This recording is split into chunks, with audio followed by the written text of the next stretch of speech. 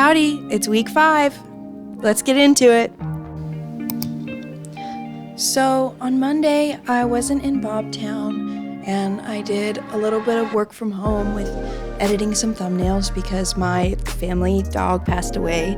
He was 15, and I've had him since I was 7 years old. So this video, I will try to make it as long as I possibly can. When I came in on Tuesday, I got quick to work. I'm working on the Bobtown iPhone, which was a mess. I was supposed to do it last week, right? But we were going to do it on Monday, thinking it wouldn't take forever. That was silly. And we needed to restore it so we could open up the iPhone. But the problem is that their computer isn't up to Windows 11. So I couldn't do that. And then my computer isn't up to Windows 11. So, we'll get it figured out, I'm sure. But for the meantime, it's still a mystery.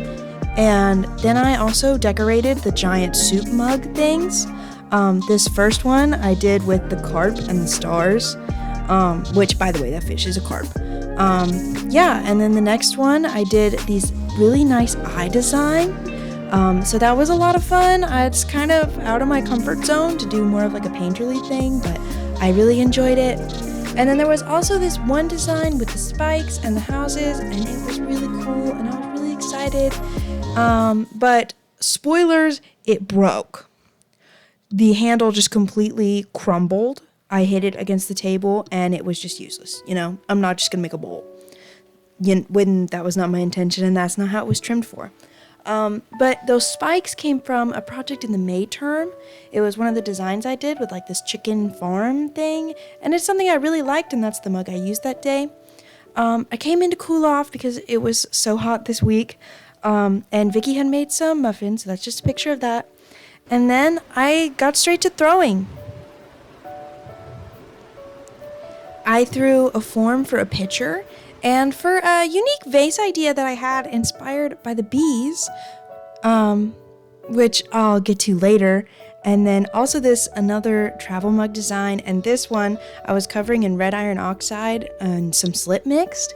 And so that's it like layered, and I was working on it because it was pretty thin because I kind of wanted a streaky value to it. Sorry, I don't know if you can hear it, but there is a little cat on my lap, and he is rubbing on the microphone, so if you hear that, so sorry. Anyway, about the bees.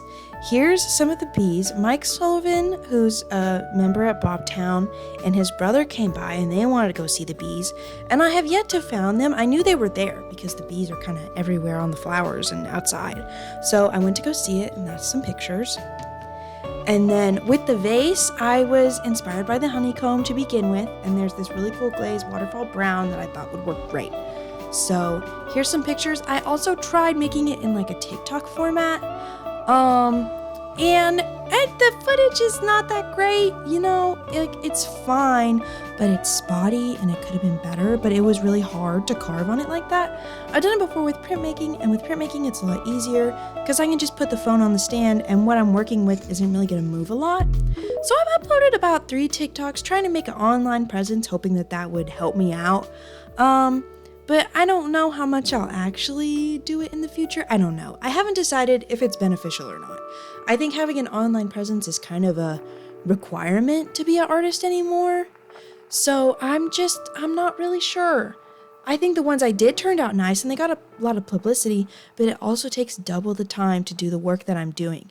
And I think with ceramics, that's really exciting. But then I'm also, when I throw, I'm going to have to be mindful of what shirt I'm wearing and my modesty, and also my face and what that looks like, because I don't want a horrible picture of my face up on the internet just because I'm focusing on throwing, because the internet is a scary place. But it's just something I'm considering, especially with how fast the world is moving, and trying to keep up instead of being stuck behind. To resist the change is to get left behind by it. And I think it's going to be more beneficial for me to flow with the change and be mindful of what's changing around me for my art and my career. Because that's where I feel like a lot of older generation artists and potters have been kind of left behind. And so I don't want to do that.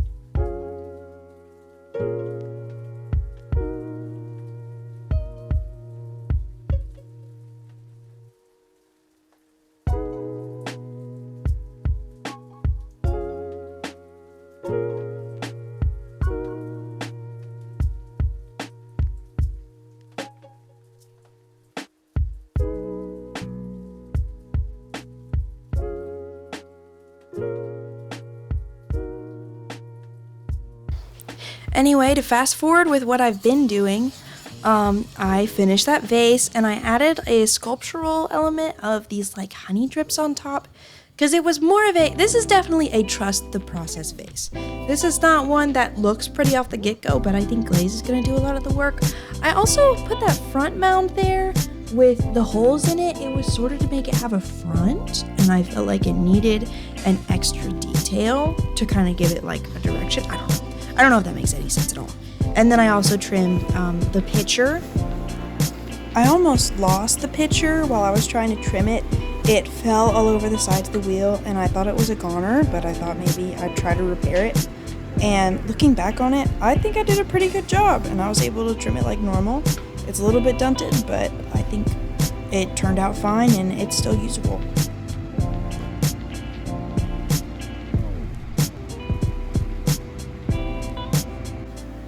And here you can see I got to work on some of the mugs that I threw from last week and starting to decorate them. This one's my favorite, Later Gator. I'm super excited. It's something I used to do in middle school.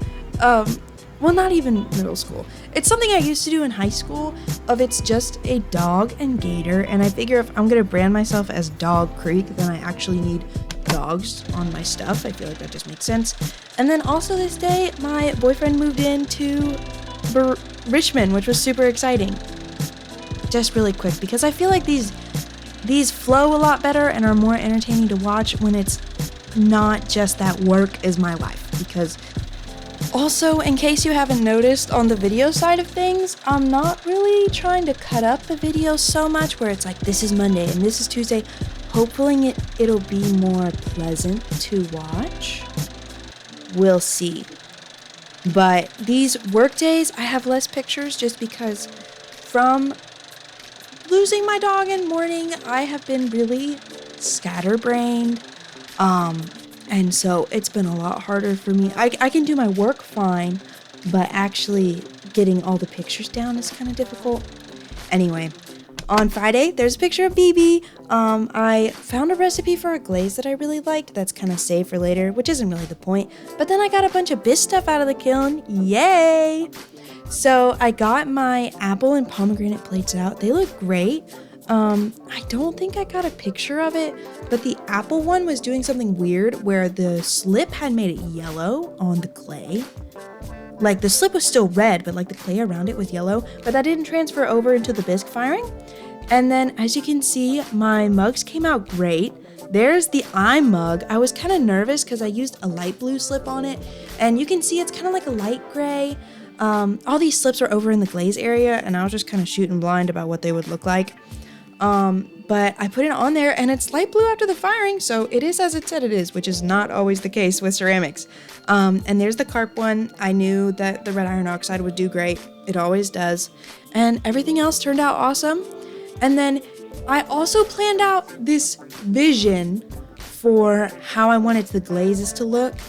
So as you can see, I kind of cut them up a little bit, and the orange is supposed to be brown. Overall, it's a lot of blue and brown and a smidge of purple, but that's kind of my goal because from going to the craft fair, that's what sold the most and that's what people had the most of, so that's what I needed to do. I also came in on the weekend and they had a sauerkraut happening, so the reason we wanted to get the phone done was to take pictures for this on the Bobtown phone, but that didn't happen, so I just did it on my phone. These pictures are to send to the grant that funded this whole event, so these are just a few of them, and I got to take home a big old crock with me, and I'll send it back after the week's done. Hopefully this video was plenty long enough. I am hanging in there right now as is, but I will see you next week. Thanks for watching!